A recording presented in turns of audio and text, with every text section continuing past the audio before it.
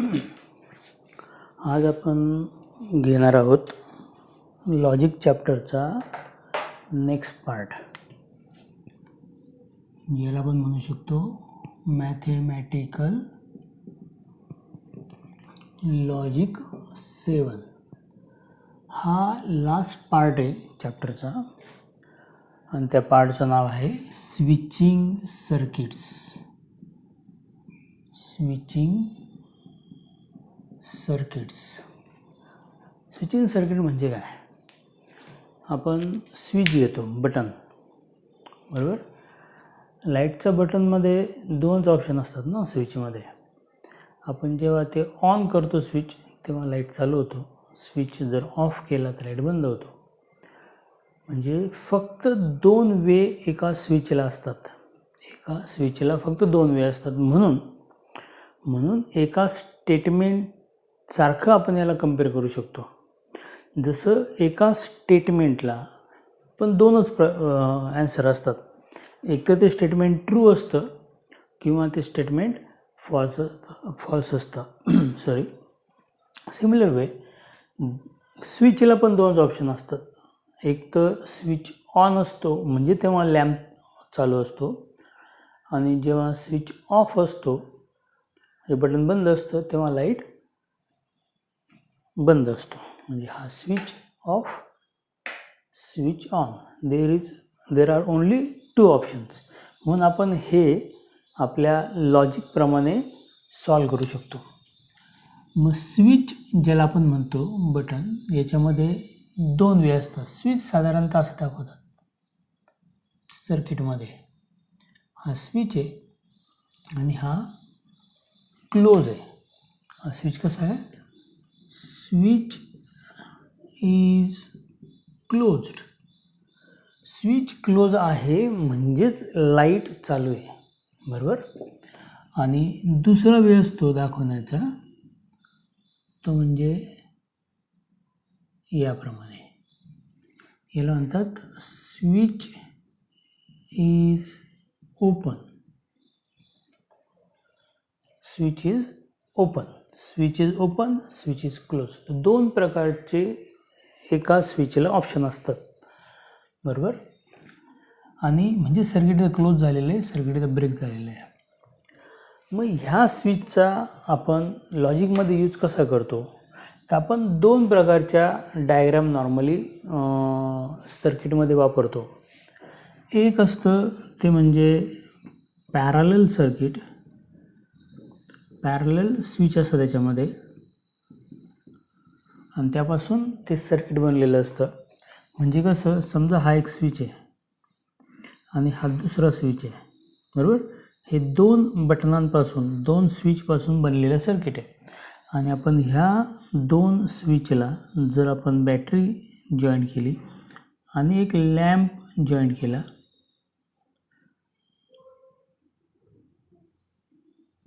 या वेळेने, तर इथं दोन स्विच आहे. तर स्विचला नॉर्मली S लेटरने दाखवलं जातं. मग हा स्विच पहिला आहे म्हणून S1, हा सेकंड स्विच आहे ना S2, बरोबर ना. मग आपल्याकडे किती स्विच आहे आता? दोन. आणि हे दोन्ही स्विच कसे बघितले का तुम्ही?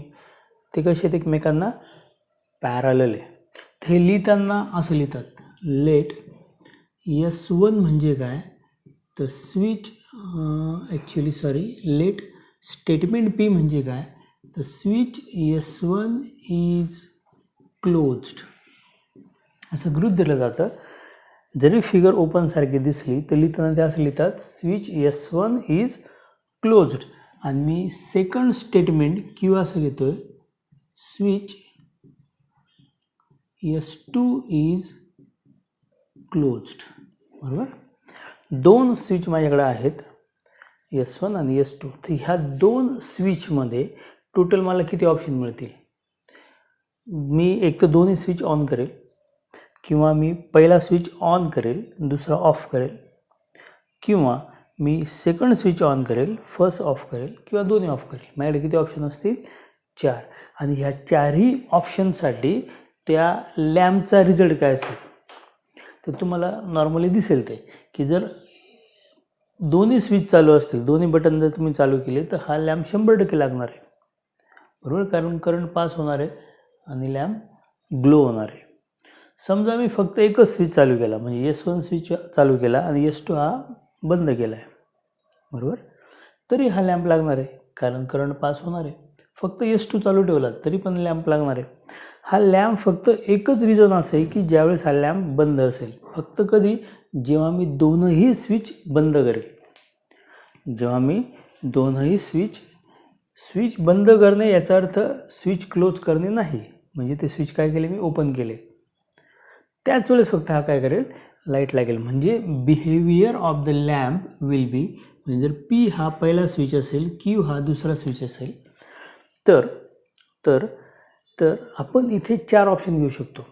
एक तर दोन्ही स्टेटमेंट ट्रू असेल, किंवा पहिलं स्टेटमेंट ट्रू दुसरं फॉल्स, किंवा पहिलं स्टेटमेंट फॉल्स दुसरं ट्रू, किंवा पहिलं स्टेटमेंट फॉल्स दुसरं पण फॉल्स. P म्हणजे पहिला स्विच, Q म्हणजे दुसरा स्विच, आणि ट्रू याचा अर्थ तो switch is on, switch is closed. जेव्हा स्विच क्लोज असतो, जेव्हा लाईट चालू असतो, तेव्हा आपण नॉर्मली 1 हा लेटर त्यासाठी यूज करत असतो बायनरी सिस्टीममध्ये. आणि जेव्हा स्विच ओपन असतं, म्हणजे लाईट बंद असतो, तेव्हा आपण नॉर्मली 0 हा डिजिट त्यासाठी यूज करत असतो. म्हणजे आपण इथे T आणि F ऐवजी समजा आपण 1 आणि 0 हे जरी लेटर इथे यूज केले, हे जरी डिजिट इथे यूज केले, तरी पण हा टेबल आपण तयार करू शकतो. म्हणजे जर मी P आणि Qच्या पोझिशन चेक केल्या, तर P आणि Q हे दोन स्विच एकमेकांना पॅरलल आहे. P म्हणजे स्विच S1 आणि Q म्हणजे स्विच S2 जर आपण घेतला, तर हे दोन एकमेकांना पॅरलल. हा लॅम्प फक्त दोन्ही स्विच ऑफ असतानाच फक्त बंद असू शकतो, बाकी सर्व वेळेस तो लॅम्प चालूच असेल. म्हणून हा P और Q सारखा टेबल तयार होतो. जर तुम्ही ट्रूथ टेबलप्रमाणे विचार केला तर. आणि याला जर आपण थोडं वेगळ्या प्रकारे नाव दिलं, जर आपण याला इनपुट आउटपुट टेबल असं म्हटलं, इनपुट आउटपुट टेबल म्हणजे हाच T आणि F वाला टेबल जर आपण 1 आणि 0 मध्ये लिहिला. इथं बघा, पहिला स्विच आहे S1 ना, त्याला आपण P म्हटले. दुसरा स्विच आहे S2, ज्याला आपण Q असं म्हटले. तर पहिल्या स्विचमध्ये एकूण आपल्याला 4 ऑप्शन मिळू शकतात, 1 1 0 0. सेकंड स्विचमध्ये आपल्याला 4 ऑप्शन मिळतात, 1 0 1 0, बरोबर. म्हणजे दोन्ही स्विचचा विचार केला, दोन्ही स्विच ऑन, पहिला ऑन दुसरा ऑफ, पहिला ऑफ दुसरा ऑन, आणि दोन्ही स्विच ऑफ. तर रिझल्ट काय असेल याचा, म्हणजे याचा रिझल्ट जो असेल तो कसा असेल बघा. ज्यावेळेस ॲटलिस्ट 1 स्विच चालू असेल तेव्हा हा लॅम्प ग्लो करेल. जेव्हा दोन्ही स्विच ऑफ असतील तेव्हा फक्त लॅम्प हा ऑफ असेल, बंद असेल. म्हणजे आपण ऑर सारखा टेबल इथं तयार करतो पॅरलल स्विचसाठी. सिमिलर वेने जर तुम्ही समजा दोन्ही स्विच हे सिरीजमध्ये घेतले, समजा तुम्ही घेतले स्विच इन सिरीज म्हणजे एकाच लाईनमध्ये. समजा मी बघा, हा एक स्विच घेतला आणि हा दुसरा स्विच घेतला, आणि ह्या सर्किटला मी लॅम्प आणि बॅटरी जोडली. तर आता जर मी तुम्हाला हा क्वेश्चन विचारला की मला तुम्ही सांगा, हा लॅम्प ग्लो कधी करेल, S1 आणि S2 दोन्ही स्विचच्या कोणत्या पोझिशनला हा लॅम्प ग्लो करेल, तर तुम्ही थोडा विचार केला तुमच्या लक्षात असेल, जेव्हा दोनही स्विच ऑन असतील तरच हा लॅम्प ग्लो करेल. दोन्ही स्विच जर चालू केले तरच. समजा तुम्ही पहिला स्विच ऑन केला आणि दुसरा ऑफ असेल, तर करंट इथून पास होईल, पण इथं ब्रेक होईल, आणि त्यामुळे हा लॅम्प ग्लो नाही करणार. समजा हा स्विच ऑन केला आणि हा स्विच ऑन केला आणि हा जर ऑफ केला, तर करंट इथूनच पास होणार नाही, त्यामुळे हा लॅम्प ग्लो नाही करणार. दोन्ही स्विच ऑफ असेल तर लॅम्प लागूच शकत नाही, म्हणजे लॅम्प चालूच नाही होऊ शकत.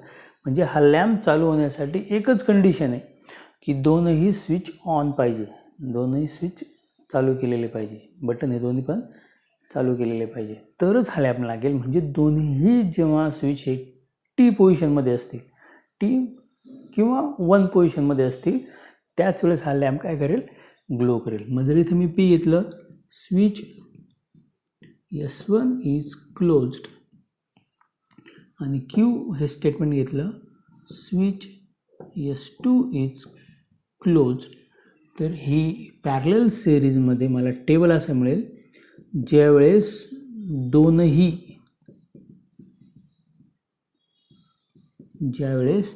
दोनही स्विच हे ऑन असतील, म्हणजे दोनही स्विच हे ट्रू असतील, त्याच वेळेस त्याचा जो रिझल्ट आहे तो ट्रू मिळणार आहे. अदरवाईज इट इज फॉल्स, म्हणजेच तो लॅम्प ग्लो करणार नाही. हे आपण ट्रूथ टेबलने तयार केलं आणि हेच काम मी इनपुट आउटपुट टेबलमध्ये असं लिहू शकतो. इनपुट आउटपुट टेबल म्हणजे फक्त बायनरी सिस्टीममध्ये आपल्याला हा सर्किट काढायचा आहे, हा सर्किट आपल्याला दाखवायचा आहे. म्हणजे पी क्यूच्या पोझिशन जर अशा असतील 1 1 0 0 आणि 1 0 1 0, आता टेबलबद्दल तुम्हाला माहिती आहे त्यामुळे जास्त काही बोलत नाही तुम्ही. तर हा लॅम्प ग्लो करण्यासाठीचं रिझन काय, तर दोन्ही स्विच ऑन असणं, बस. बाकी सर्व वेळेस तो लॅम्प ऑफ असेल. म्हणजे आपण 2 प्रकारचे सर्किट शिकलो. एक सर्किट असतं त्याला आपण म्हणतो पॅरलल स्विचचं सर्किट, आणि याच्यामध्ये लाईट ग्लो तेव्हाच करेल जेव्हा ॲटलिस्ट 1 स्विच इज ऑन. आणि second way of circuit is सिरीजमध्ये, स्विचेस इन सिरीज. आणि या सिरीजमध्ये लॅम्प ग्लो तेव्हाच करेल ज्यावेळेस दोनही स्विच ऑन असतील, अदरवाईज लॅम्प डझंट ग्लो. तर हे दोन जर तुम्हाला फक्त हे 2 टेबल जर तुम्हाला समजले, तर तुम्हाला ह्या पूर्ण सर्किट डायग्राममधला एकूण एक टॉपिक समजेल. हे सगळ्यात महत्त्वाचं आहे. हे जर समजत असेल तर आपण पुढे जाऊ शकतो. 2 गोष्टी तुम्हाला कळाल्या असतीलच ना. 2 प्रकारचे स्विच असतात. स्विचमध्ये भले 2 पोझिशन असतील, एक तर स्विच ऑन असेल किंवा ऑफ असेल, पण नॉर्मली आपण जेव्हा लिहितो सिम्बॉलिक फॉर्ममध्ये तर ते असंच लिहिलं जातं. पी म्हणजे स्विच इज क्लोज आणि क्यू म्हणजे सेकंड स्विच इज क्लोज. आणि जर समजा आपल्याला एखादा स्विच ओपनमध्ये दाखवायचा असेल तर त्याला आपण S1 असं लिहितो. म्हणजे कसं माहिती आहे का, की समजा मी 2 स्विच घेतले, हा एक स्विच आहे याला मी S1 म्हटलं, आणि सेकंड स्विच आहे याला जर मी S1 म्हटलं, आणि मग जर आपण याला बॅटरी आणि लॅम्प अटॅच केला तर आपण इथं असं लिहू शकतो. स्टेटमेंट पी काय आहे, तर स्विच S1 इज क्लोज्ड, आणि निगेशन पी S1 म्हणजेच काय, तर स्विच S1 इज क्लोज्ड. साधारणतः अशा प्रकारे लिहिण्याची पद्धत असते. S1 ची पोझिशन आहे समजा स्विच इज ऑन, तर S1 ची पोझिशन येईल स्विच इज ऑफ. जर S1 ची पोझिशन असेल स्विच इज ऑफ, तर S1 ची पोझिशन येईल स्विच इज ऑन. म्हणजे ते अल्टरनेट पोझिशनला असतात जेव्हा आपण डॅश यूज करतो, म्हणजे ते निगेशनसारखं काम करतं. नॉर्मली एवढं जर तुम्हाला समजलं तर आपण याच्यावरची एक्झाम्पल्स घेऊ शकतो. लक्षात येतं आहे. आता मी काय करतो, रब करतो. फक्त लक्षात असं ठेवायचं आहे तुम्हाला, जेव्हा ऑर हे सिम्बॉलिक फॉर्ममध्ये लेटर आलेलं असेल, कनेक्टिव्ह आलेलं असेल, त्यावेळेस ते सगळे स्विच हे पॅरललमध्ये असतात. आणि जेव्हा अँड हे कनेक्टिव्ह जर सिम्बॉलिक फॉर्ममध्ये आलेलं असेल तर त्यावेळेस ते स्विच हे सिरीजमध्ये असतात. मग याच्यावर जे क्वेश्चन असतात, नॉर्मली क्वेश्चन कशा प्रकारे असतात बघा. पहिला क्वेश्चन मी घेतो आहे. Question express the following circuits in symbolic form of logic and write the input output table. बघा क्वेश्चन काय कळाला आपल्याला.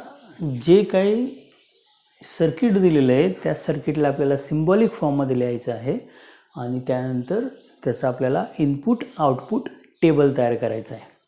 बघा सर्किट मी आता काढतो आहे. पहिलं एक्झाम्पल आहे फर्स्ट. पहिला आहे स्विच S1, त्याला पॅरलल S1 डॅश आणि S2 डॅश हे दोन स्विच आहे आणि त्याला अजून एक पॅरलल स्विच आहे तो आहे S2. ओके. आणि ज्याला आपण काय केलं मग बॅटरी कनेक्ट केलेली आहे, लॅम्प कनेक्ट केलेला आहे आणि या प्रकारची आपली सर्किट डायग्रॅम आहे. बरोबर. तर आपल्याला काय करायचं आहे या सर्किट डायग्रॅमचा आधी सिम्बॉलिक फॉर्म लिहायचा आहे. मग सर्किट डायग्रॅमचा सिम्बॉलिक फॉर्म लिहिण्याच्या अगोदर सगळ्यात पहिल्यांदा त्यामध्ये किती प्रकारचे स्विचेस यूज केलेले ते आधी चेक केले पाहिजे. इथे S1, S2, S1 डॅश आणि S2 डॅश म्हणजे दोन स्विच इथे यूज केलेले वेगवेगळ्या पोझिशनमध्ये. म्हणून आपण सुरुवात कशी करणार याची. लेट दोन स्विच म्हणजे दोन आपल्याला सिंपल स्टेटमेंट घ्यायचे. आपण स्टेटमेंट P घेणार आहे. स्विच S1 इज क्लोज्ड आणि Q घेणार आहे मी. स्विच S2 इज क्लोज्ड आणि ह्या दोनही स्विचचं निगेशन पण इथे दिलेलं आहे. बरोबर. म्हणजे जर मी निगेशन P घेतलं तर मी असं लिहू शकतो switch S1 dash is closed आणि निगेशन Q मी घेऊ शकतो switch S2 dash is closed. लक्षात येते. म्हणजे आपण पोझिशन कशा लिहिलं ते पण समजलं पाहिजे. इथे S1 डॅश आणि S2 डॅश असल्यामुळे आपण त्याचाही उल्लेख केला. आता बघा जर मी याला सिम्बॉलिक फॉर्ममध्ये लिहिलं तर मी कसं लिहू शकतो. तुमच्या लक्षात येईल इथे जो पहिला स्विच आहे आपण ह्या इथून जर सुरुवात केली समजा याला मी करतो symbolic form of given circuit diagram is. याचा सिम्बॉलिक फॉर्म कसा असेल बघा. तर पहिल्यांदा कोणता आहे स्विच S1 म्हणजेच काय आपलं स्टेटमेंट आहे P. बरोबर. याला पॅरलल S2 आहे.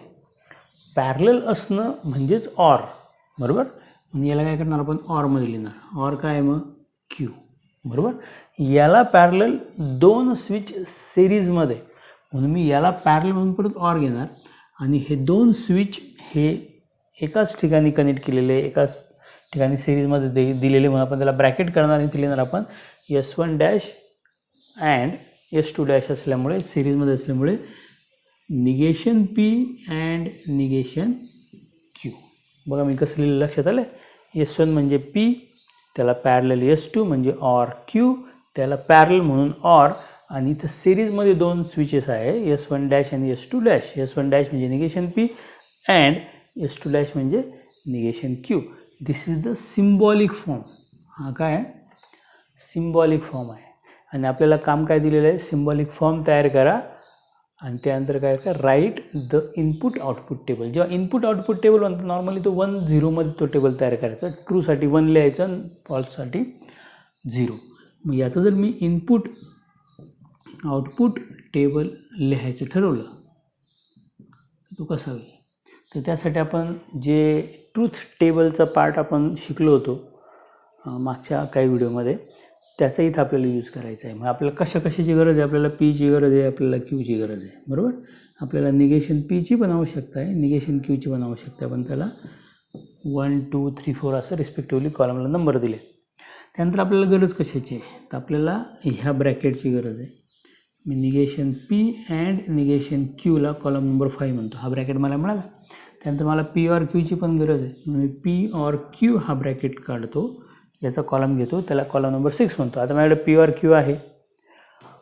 आता माझ्याकडे हा ब्रॅकेट पण आहे आणि मला या दोघांमध्ये काय पाहिजे ऑर हे फंक्शन आहे. मी काय केलं आता मग हा P और Q म्हणजे कॉलम नंबर 6 और कॉलम नंबर 5 आणि याप्रमाणे मला माझा स्टेटमेंट पॅटर्न मिळेल लास्ट कॉलममध्ये. बरोबर.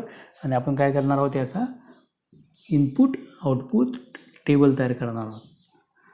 जसा टेबल आपण आधीच्या पार्टमध्ये घेतलेला आहे, ज्याला आपण ट्रूथ टेबल म्हणतो, त्याच प्रकारचा टेबल आहे. फक्त फरक इथं असा आहे, टी ऐवजी 1 लिहायचं आहे आणि एफ ऐवजी 0. तर 2 स्विच असल्यामुळे एकूण 4 ऑप्शन असतात. आपण दिले तर कसं लिहितो मग 1 1 0 0 आणि दुसऱ्या स्विचसाठी 1 0 1 0. निगेशन पीमध्ये काय करू आपण, पीचं निगेशन आहे ना, इथं जर 1 असेल म्हणजे हा जर स्विच ऑन असेल तर हा निगेशन पीवाला स्विच ऑफ असला पाहिजे. म्हणजे इकडे 1 असेल तर इकडे 0 येईल, 1चं 0 येईल, 0चं 1, 0चं negation 1. Similarly for negation Q, 1चं निगेशन 0, 0चं 1, 1चं 0, 0चं 1. पुढे काय negation P and negation Q. अँडचा टेबल काय, अँडचा कनेक्टिव्ह काय सांगतं आपल्याला, दोन्ही टी असेल तरच टी, अदरवाईज फॉल्स. दोन्ही 1 असेल तरच 1, अदरवाईज 0. दोन्ही 1 असेल तरच 1, अदरवाईज 0.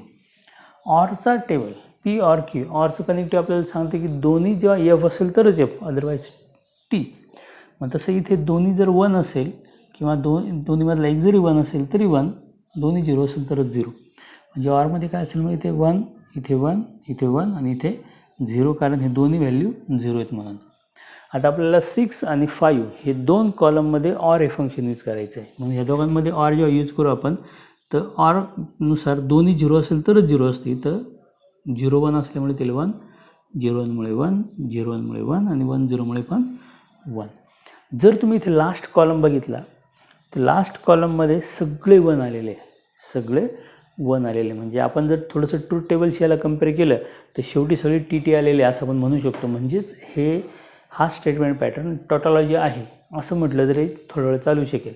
पण याचा जर आपण सर्किटमधला मिनिंग लक्षात घेतला तर 1चा मिनिंग होतो लॅम्प ग्लो करतो आहे, लॅम्प चालू आहे. आणि 0चा म्हणजे लास्ट कॉलममध्ये जेव्हा 1 येतो त्याचा अर्थ असा होतो की त्या स्विचच्या पोझिशनसाठी तो लॅम्प ऑन आहे, लॅम्प ग्लो करतो आहे. आणि जेव्हा इथं 0 असेल तेव्हा तो लॅम्प त्या पोझिशनसाठी ऑफ आहे.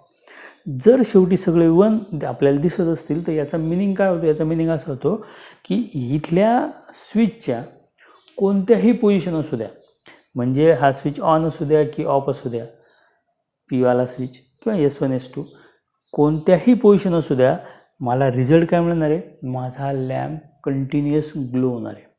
म्हणजेच फ्रॉम, हे मी एक्स्ट्रा लिहितो आहे, from last column, that is column number 7,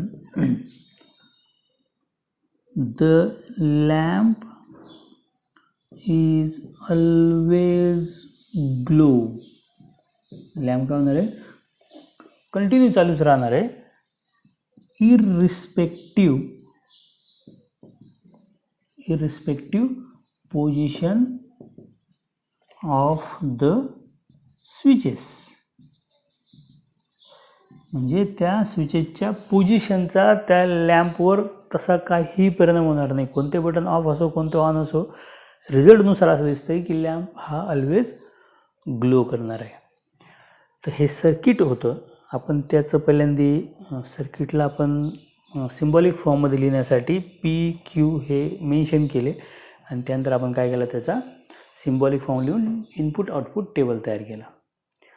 जर हे समजलं असेल तर आपण याचं अजून एक्झाम्पल घेऊया. बघा, सेकंड एक्झाम्पल आहे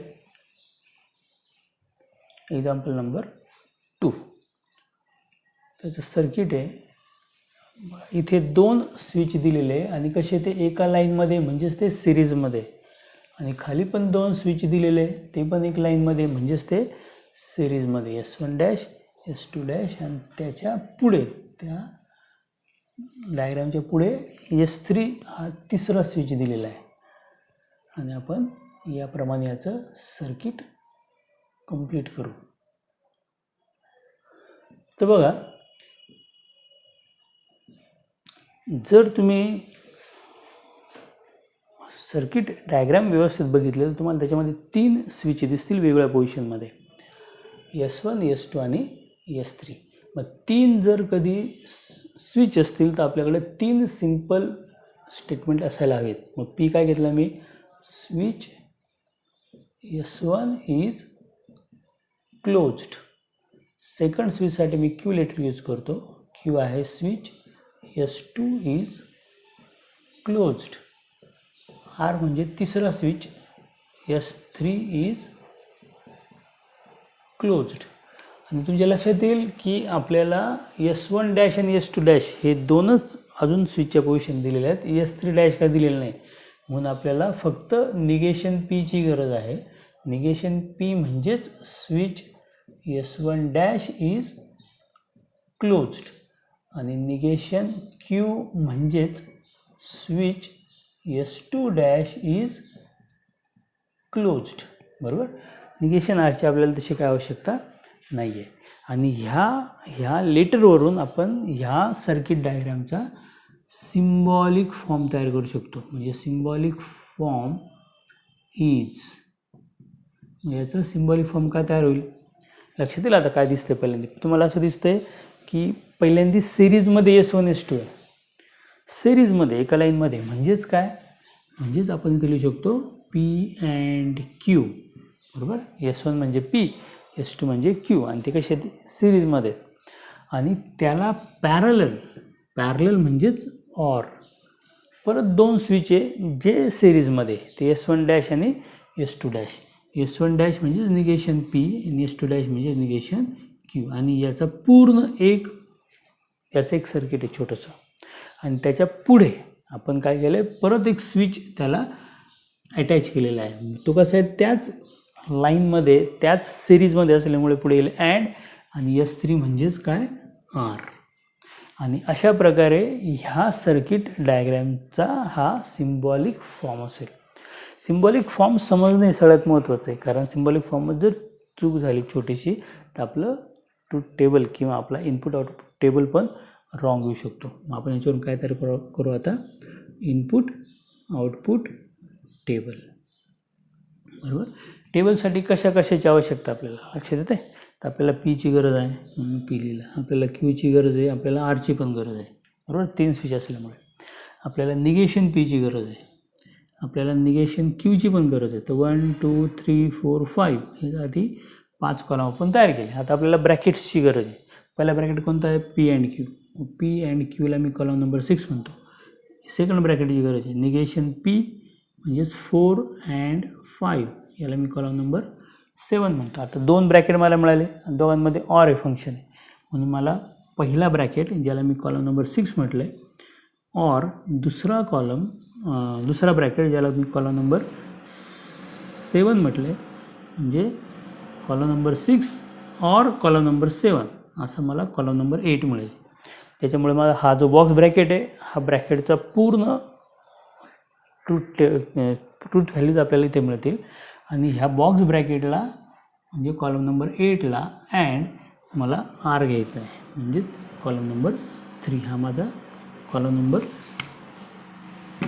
9 असला पाहिजे. म्हणजे टोटल याच्यामध्ये माझे 9 कॉलम आलेले आहेत. आता 9 कॉलम हा नंबर बरोबर आहे की नाही आपण कसं चेक करतो, तर याची पण एक मेथड मी तुम्हाला मागच्या ट्रूथ टेबलच्या व्हिडिओमध्ये शिकवलेली होती. म्हणजे कसं बघा, तर एकूण मेन सिम्पल किती स्टेटमेंट आहे इथे, तर या सिम्बॉलिक फॉर्ममध्ये 3 मेन स्टेटमेंट आहे सिम्बॉलिक फॉर्ममध्ये. बरोबर. आणि किती कनेक्टिव्ज आहे, तर 1 2 3 4 5 आणि 6. तर 6 कनेक्टिव्ज आहे. 3 + 6 किती झाले 9. मग टोटल 9 कॉलम येणं साहजिकच आहे, म्हणून आपले 9 कॉलम आलेले आहेत. बरोबर. आता आपल्याला काय करायचं, 3 स्टेटमेंट असल्यावर आपण किती ऑप्शन घेतो, 8 ऑप्शन. तुम्हाला आठवत असेल तर आपण काय करतो, पहिल्या स्टेटमेंटसाठी आपण 4 वेळेस T आणि 4 वेळेस F लिहायचो. तर आपण इथे T ऐवजी आता 1 ही लेटर वापरणार आहे आणि F ऐवजी 0. त्यामुळे आपण काय करणार, 4 वेळेस 1 4 वेळेस F. सेकंड स्विचला आपण काय करणार, 2 वेळेस 1 2 वेळेस 0, 2 वेळेस 1 2 वेळेस 0. थर्ड स्टेटमेंटला alternate 1 0 1 0 1 0 1 0. Now use the connectives. Negation of Pचं निगेशन, मग Pमध्ये जी काही व्हॅल्यू असेल त्याचं निगेशन. मी ते 4 वेळेस 0 कारण तिकडे 4 वेळेस 1 होतं आणि 4 वेळेस 1 कारण तिकडे 4 वेळेस 0 होतं, त्याचं निगेशन. मग negation of Q 2 times 0 2 times 1 2 times 0, 2 times 1. Then P and Q. अँडमध्ये आपण काय करतो, दोन्ही 1 असेल तरच 1, अदरवाईज फॉल्स 0. दोन्ही 1 असेल P and Q मध्ये तर 1, दोन्ही 1 असेल तर 1, अदरवाईज 0 0 0 0 0 0. 4 and 5, 4 नंबरचा कॉलम 5 नंबरचा कॉलममध्ये अँड फंक्शन. अँडमध्ये काय करतो आपण परत, दोन्ही 1 1 असेल तरच 1. 4 आणि 5 मध्ये दोन्ही 1 1 असेल तर 1, अदरवाईज 0. इथं 0 0 0 0 0 0 1 1. नाव कॉलम नंबर 6 और कॉलम नंबर 7. 6 आणि 7 मध्ये ऑर हे फंक्शन आहे. ऑर असल्यामुळे आपण काय करतो, म्हणजे ते सर्किट कसे आहेत, ते स्विच कसे आहेत पॅरललमध्ये. म्हणजे ज्यावेळेस एक जरी स्विच चालू असला तरी पण तो लाईट ग्लो करेल. म्हणजेच आपण काय करतो, दोन्ही 0 असेल तर 0, अदरवाईज 1. दोन्ही 0 आहेत का, नाही, मग 1. दोन्ही 0 आहेत का, नाही, मग 1. दोन्ही 0 आहेत का, हो हो हो, नाही नाही. बरोबर. Now column number 8 and column number 3. Column number 3 and column number 8, दोन्ही 1 1 आहे तर 1. 0 1 0 1 0 0 0 0 0 1 0 0 0 0 0 1 1 1 0 1 0. म्हणजे हा जो लास्ट कॉलम आहे, लास्ट कॉलम आपल्याला काय दाखवतोय की जेव्हा तिन्ही स्विच ऑन असतील तेव्हा हा लॅम्प ग्लो करेल. आणि सेकंड पोझिशनमध्ये जेव्हा आर हा स्विच ऑन असेल आणि पहिले 2 स्विच P आणि Q हे दोन्ही स्विच ऑफ असेल तेव्हाच तो लॅम्प ग्लो करेल. All positions from table, all the positions other than these two, the lamp doesn't glow. काय अडचण, टेबल तयार करताना थोडी काळजी घ्या, थोडा व्यवस्थित टेबल तयार करा. यात जर काही डाऊट नसतील तर आपण काय करू, याच्या पुढचं टॉपिक घेऊया. बरोबर. आता तुम्हाला लक्षात आलं असेल, नॉर्मली सर्किट डायग्रॅम जेव्हा दिलेली असते त्याच्यावरून सिम्बॉलिक फॉर्म तयार करता येतो आणि ह्या सिम्बॉलिक फॉर्मवरून आपल्याला तो लॅम्प कधी ग्लो करेल हे समजतं. यालाच आपण काय म्हणू शकतो, इंटरप्रिटेशन. रिमार्क्स आपला त्या फिगरवरून आपल्याला मिळालेली माहिती, तो लॅम्प कधी ग्लो करेल. तर याच प्रकारचा आपण पुढचा आता क्वेश्चन घेऊ आपण. आता आपण काय केलं होतं, आपल्याला सर्किट डायग्राम दिलेली होती, बरोबर, आणि आपण त्या सर्किट डायग्रामवरून आपण त्याचा सिम्बॉलिक फॉर्म लिहिला. आपण याच्या उलट पण काम करू शकतो. मग आपण समजा जर सर्किट डायग्राम दिलेली आहे, सर्किट सिम्बॉलिक फॉर्ममध्ये दिलेलं आहे, तर आपण त्याची डायग्राम तयार करू शकतो. मग आपण जो सेकंड क्वेश्चन घेणार आहे आता, तो या प्रकारचा आहे की construct the switching circuits.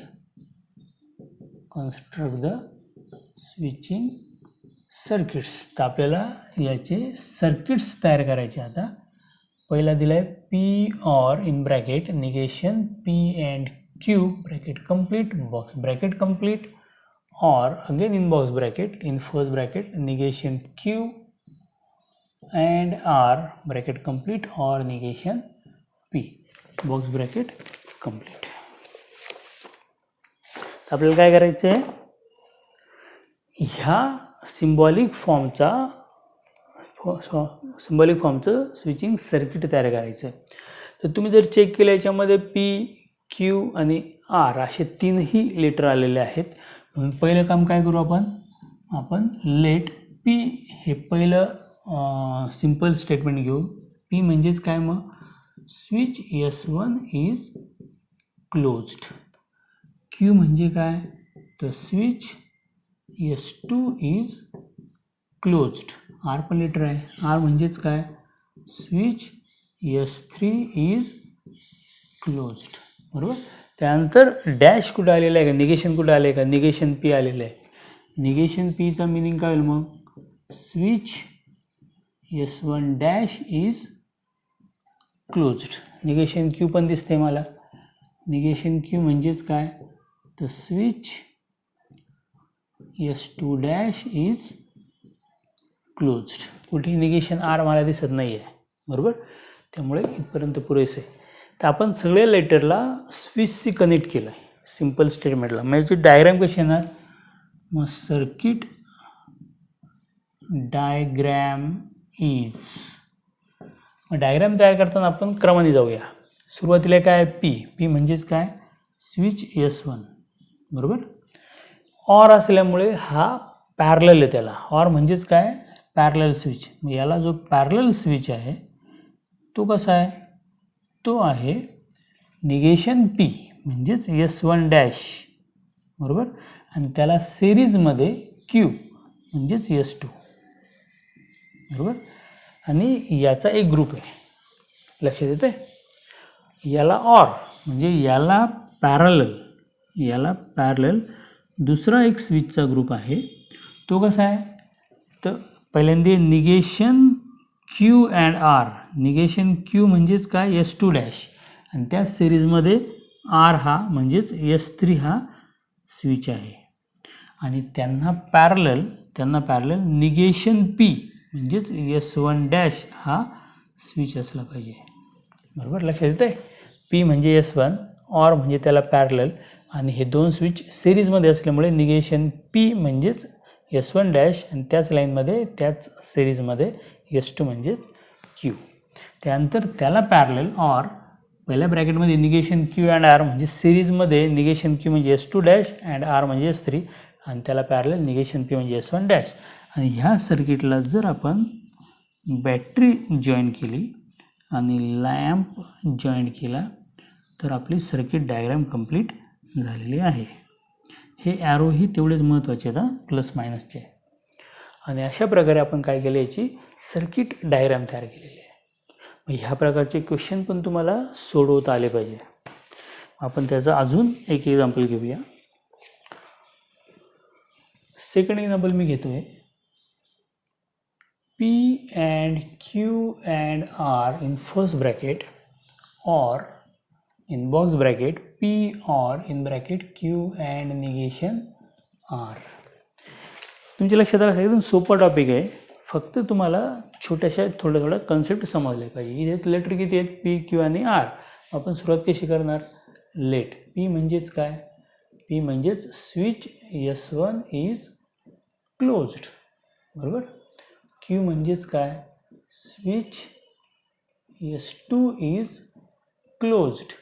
R म्हणजेच काय, स्विच S3 इज क्लोज. झाले 3 लेटर. त्यानंतर निगेशन आहे कोणाचं, आरचं निगेशन आहे बघा. मी निगेशन आर घेतो. निगेशन आर म्हणजेच काय, switch S3 dash is closed, बरोबर. आता आपण काय करणार, आपण ह्या सर्किट दिलेल्या सिम्बॉलिक फॉर्मवरून सर्किट डायग्राम तयार करणार. मग सर्किट डायग्राम कशी तयार होईल, बघा. सुरुवातीला काय दिसेल तुम्हाला की P, Q आणि R एका सिरीजमध्ये एका लाईनमध्ये आहेत. म्हणून मी आधी काय करणार, आधी P, Q आणि R एका लाईनमध्ये येणार. हा P, हा Q आणि हा R, बरोबर. इथे असं लिहिण्याऐवजी मी असं लिहायला हवं होतं ना. हा P, हा Q आणि हा R. आणि त्याला पॅरलल जे स्विच आहेत ते कसे आहेत, त्यात पहिल्यांदा P हा स्विच आहे. P हा स्टेटमेंट आहे म्हणजेच S1 हा स्विच आहे. त्याला पॅरलल, हे असं लिहायला पाहिजे होतं मी. हा S1 आहे अशी डायग्राम पाहिजे होती. आणि त्या S1ला पॅरलल आहे Q and negation R. Q म्हणजेच स्विच S2 आणि निगेशन R म्हणजेच S3 डॅश. आणि हे काय झालं, ह्या S1, S2, S3च्या सिरीजला हे पॅरलल आहे. आणि अशा प्रकारे आपली सर्किट डायग्राम कंप्लीट झालेली आहे. काय अडचण, एकदम सोपा टॉपिक आहे. सर्किट डायग्राम काढणे, सर्किट डायग्रामवरून इनपुट आउटपुट टेबल तयार करणे, हे दोनही कामं आपण केलेली आहेत. आणि दोनही कामं तुम्हाला जर समजले असेल तर आपण आता तिसरं काम करू. तिसऱ्या प्रकारचे क्वेश्चन घेऊ. आता रब करायला काय हरकत. चलो फिर हम क्या करेंगे, अभी इसको रब करते हैं. Now we get the third type question of third type. तो क्वेश्चन है नेक्स्ट,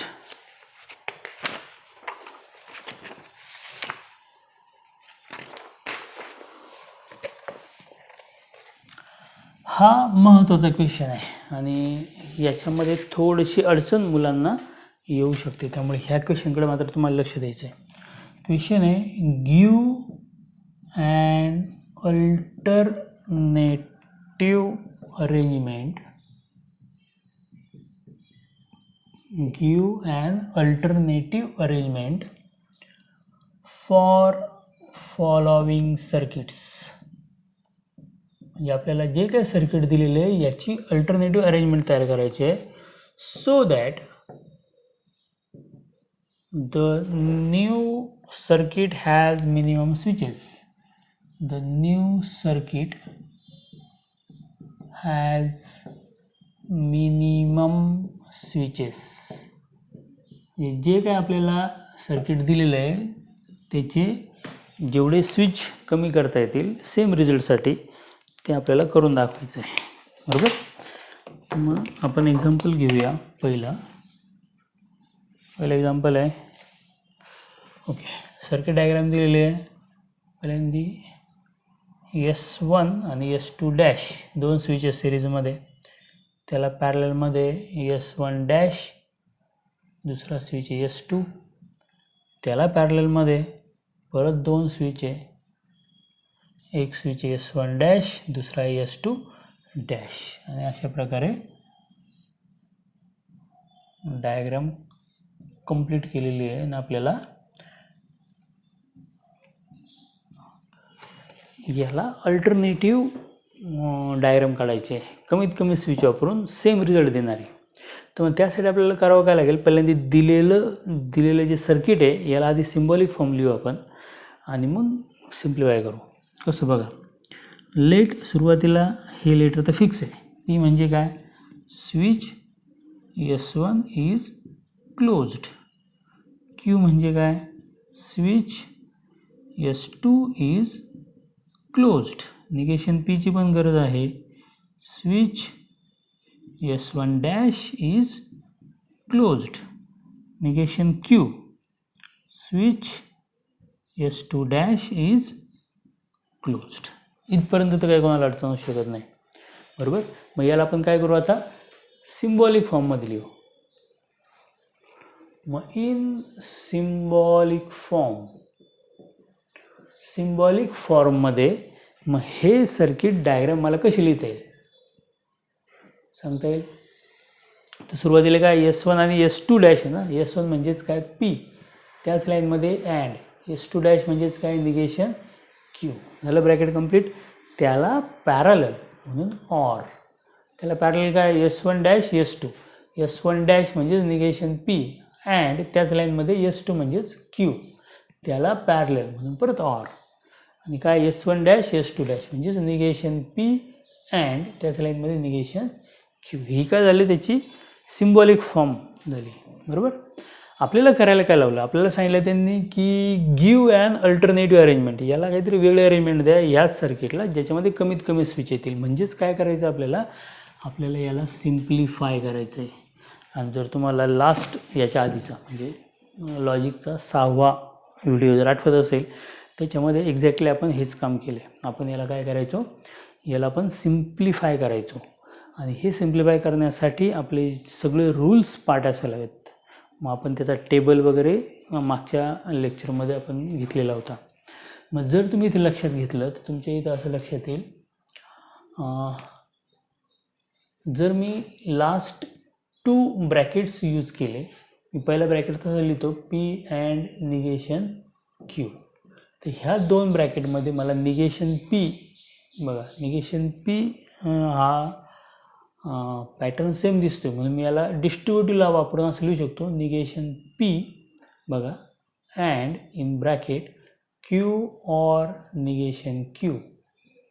बघा जर मी डिस्ट्रीब्युटिव्ह लॉ वापरला तर काय बघा, निगेशन P अँड Q आणि ते or negation P and negation Q. म्हणजे जर मी इथे डिस्ट्रीब्युटिव्ह लॉ यूज केला, डिस्ट्रीब्युटिव्ह लॉ जर यूज केला तर मला हे सिम्पल करून याप्रमाणे मिळेल.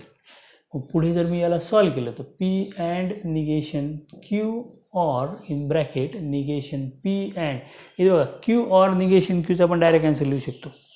क्यू ऑर निगेशन क्यू म्हणजे काय, एक स्टेटमेंट पॅटर्न घेतला आपण, समजा पी हा घेतला, त्याच्यामध्ये टी आणि एफ या व्हॅल्यू होतं. निगेशन पीमध्ये एक्झॅक्टली जेव्हा इकडे टी असेल तेव्हा इकडे एफ येणार, इकडे एफ असेल तर टी येणार. आणि या दोघांच्या मध्ये जर आपण ऑर लेटर यूज केलं असेल तर पी ऑर निगेशन पीमध्ये टी ऑर एफ किंवा एफ ऑर टी असं येणार, आणि इथं कंपल्सरी सगळे टी येणार आहे. म्हणजेच क्यू ऑर निगेशन क्यूचं आन्सर असतं कंपल्सरी टी, म्हणजेच टॉटॉलॉजी.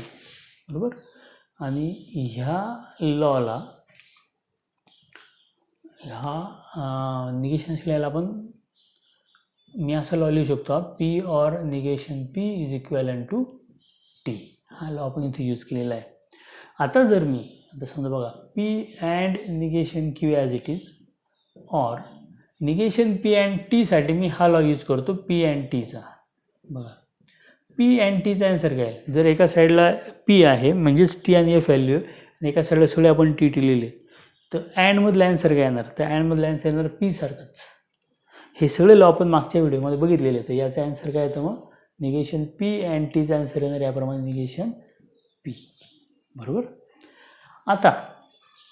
आता जर आपण समजा इथे बघा P and negation Q or negation P, याला जर मी कम्युटेड लॉ वापरून लिहिलं तर मी असं लिहू शकतो negation P or in bracket P and negation Q. इथं कोणतं लॉ वापरलं मी, कम्युटेटिव्ह लॉ. बरोबर. तर मला आता इथे डिस्ट्रीब्युटिव्ह लॉ यूज करता येईल. बरोबर.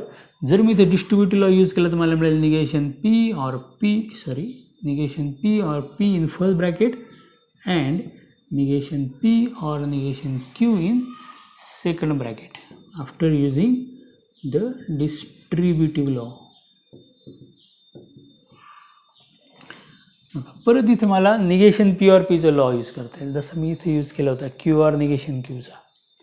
बरोबर. त्याचप्रमाणे पी ऑर निगेशन पीचा आन्सर काय तर मग tautology T and negation P or negation Q. Why? Because P or negation P always equal to tautology. Now T and any type of statement म्हणजे P and T always equal to P. Similarly T and this bracket is equal to negation P or negation Q. जास्त काही सांगण्यासारखं नसल्यामुळे मी हे पटापट लिहून टाकलं आहे. तर तुमच्या लक्षात येईल हे सिम्प्लिफिकेशनसाठी आपण स्पेशल एक व्हिडिओ बनवलेला आहे, त्यामुळे इथे जर थोडेसे डाऊट असतील तर तुम्ही तो कृपया व्हिडिओ बघा. जर तुम्ही याला सिम्प्लिफाय केलं तुम्हाला फायनल काय मिळेल बघा, काय मिळेल negation P or negation Q. म्हणजे मला फक्त 2 स्विच इथे मिळालेले आहेत. बरोबर. आणि याला म्हणतात ह्या सर्किटचं, ह्या सिम्बॉलिक फॉर्मचं सिम्प्लिफिकेशन. आणि जर आपण याच्यावरून जर आपण सर्किट तयार केलं त्याला आपण म्हणू ते अल्टरनेटिव्ह अरेंजमेंट आहे. बरोबर. मग therefore the alternative arrangement of given circuit diagram is, मग दिलेल्या सर्किट डायग्रॅमला अल्टरनेटिव्ह डायग्राम कोणती असेल तर ही डायग्राम कशी काढाल तुम्ही, तर याच्यात निगेशन पी आहे. निगेशन पी म्हणजेच काय S1 डॅश. बरोबर. त्याला ऑर म्हणजे पॅरलमध्ये काय निगेशन क्यू म्हणजेच काय S2 डॅश. आणि याचं आपण सर्किट कंप्लीट केलं तर या प्रकारची फिगर आपल्याला मिळेल. आणि this figure is called the alternative arrangement for the given circuit. समजतं आहे आपल्याला काय दिलं होतं, एक सर्किट डायग्राम दिली होती, त्याचे आपण सिम्बॉलिक फॉर्म लिहिलं, त्याला सिम्प्लिफाय केलं. सिम्प्लिफाय करण्यासाठी रूल्स यूज केले आणि सिम्प्लिफाय करून जे आन्सर आलं त्यात कमीत कमी स्विच आपल्याला मिळाले आणि त्याची डायग्राम जी आहे त्या डायग्रामला काय म्हणतो आपण अल्टरनेट सर्किट डायग्राम. काय अडचण लक्षात येते. तर बघा अशाच प्रकारचे काही एक्झाम्पल अजून पुढे दिलेले आहेत. जे आपण आता घेणार आहे. तर मी रब करतो.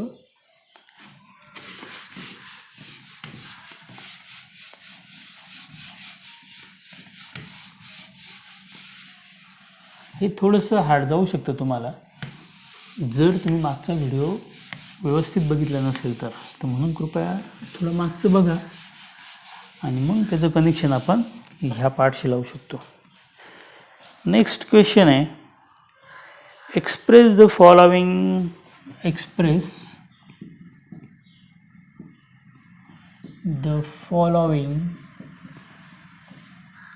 switching circuit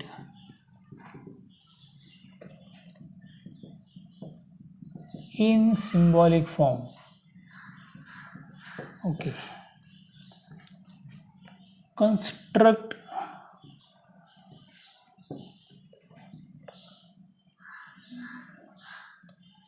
Constructs its switching table, is input output table, and interpret it.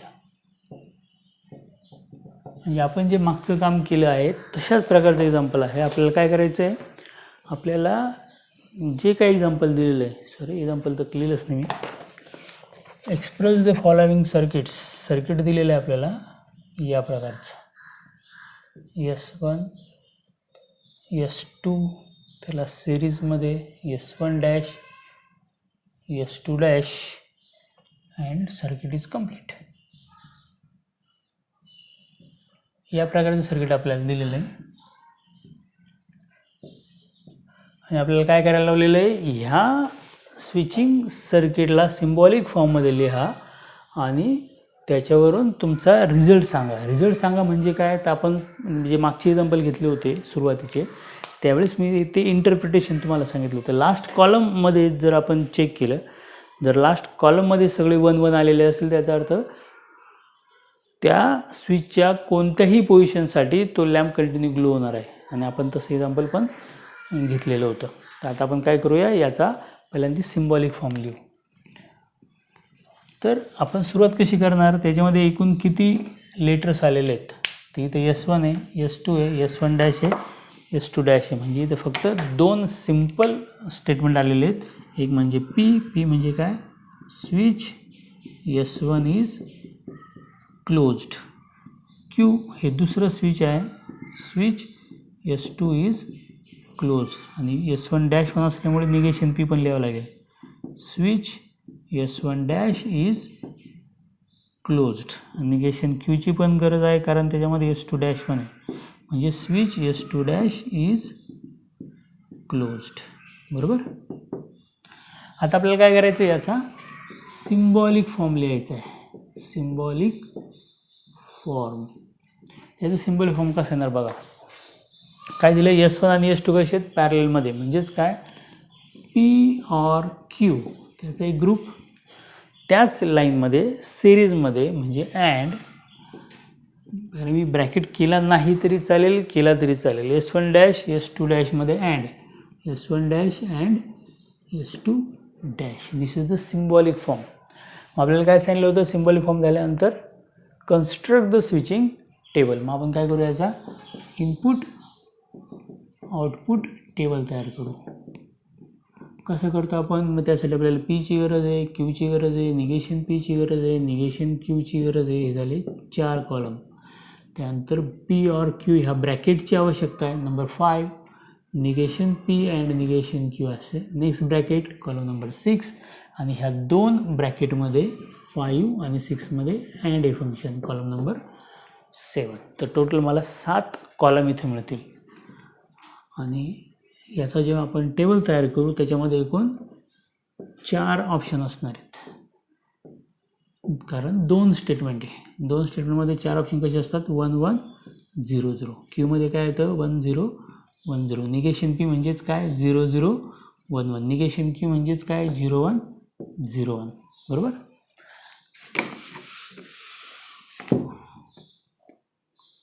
त्यानंतर नेक्स्ट कॉलम काय, P और Q. ऑरमध्ये काय करतो आपण, दोन्ही जर F असेल तरच F, दोन्ही 0 असेल तरच 0, अदरवाईज 1.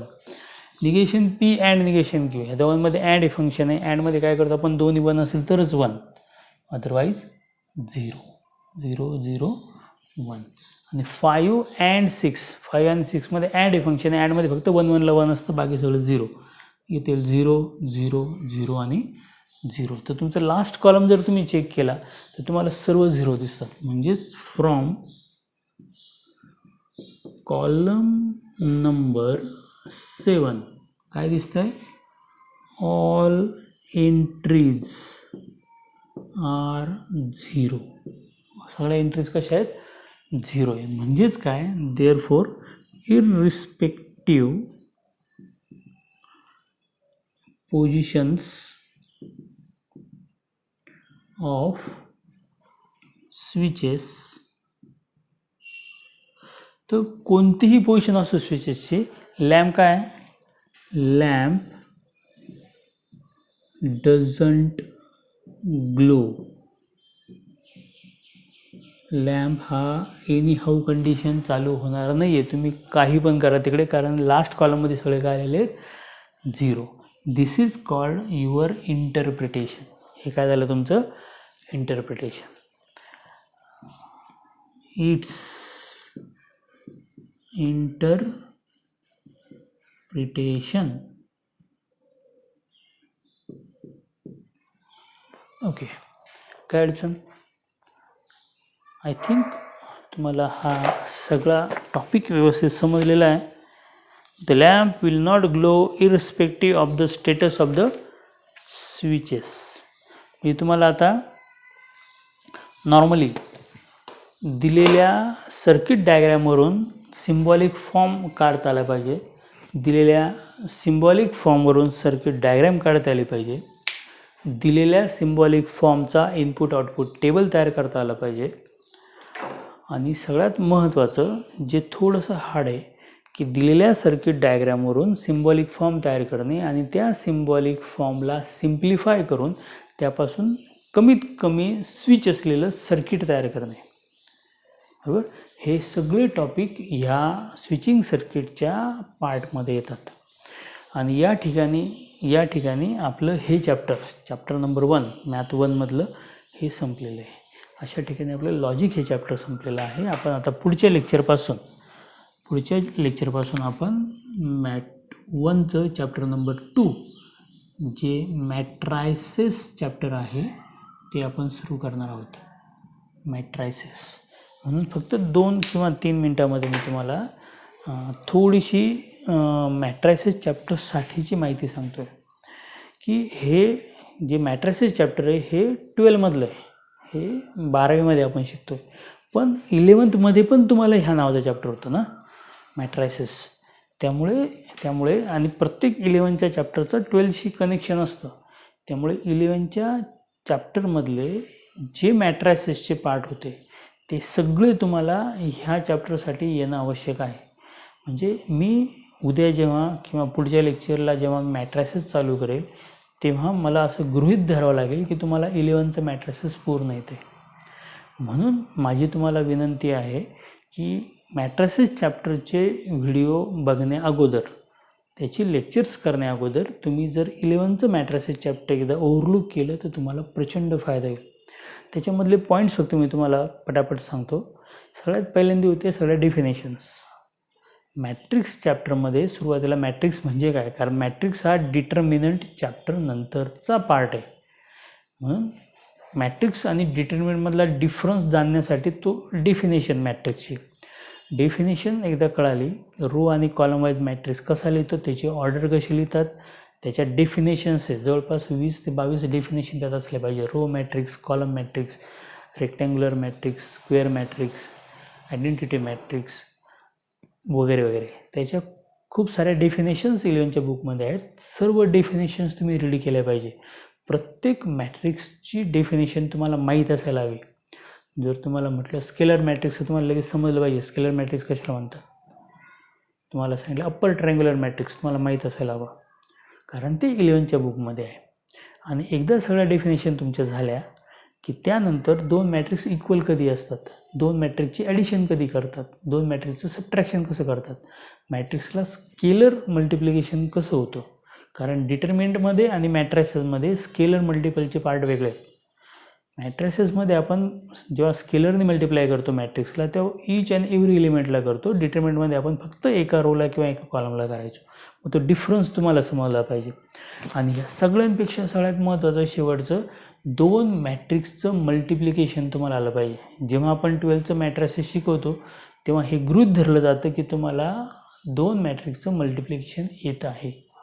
आणि जर तुम्हाला ते येत नसेल तर तुम्हाला अनेक अडचणी येऊ शकतात. आणि एकदा दोन मॅट्रिक्सचं मल्टिप्लिकेशन तुम्हाला एकदा समजत असेल तर मग लास्ट आणि शेवटचा जो पार्ट आहे 11च्या मॅट्रिक्स चॅप्टरचा तो म्हणजे properties of modulus of matrix. मॅट्रिक्सच्या मॉड्युलसच्या प्रॉपर्टी, त्या प्रॉपर्टी पण तुमच्या पार्ट असायला हव्यात. म्हणून हे जर सगळे पार्ट्स तुम्ही करून घेतले आधी आणि त्यानंतर जर तुम्ही 12चं मॅट्रिसेस केलं तर तुम्हाला प्रचंड फायदा होईल. बरोबर. तर I hope you understand everything I told you today. आजचा पार्ट तसा फार सोपा होता. तर आपण नेक्स्ट पार्टला पण मॅट्रिसेस चालू करू. Okay, bye.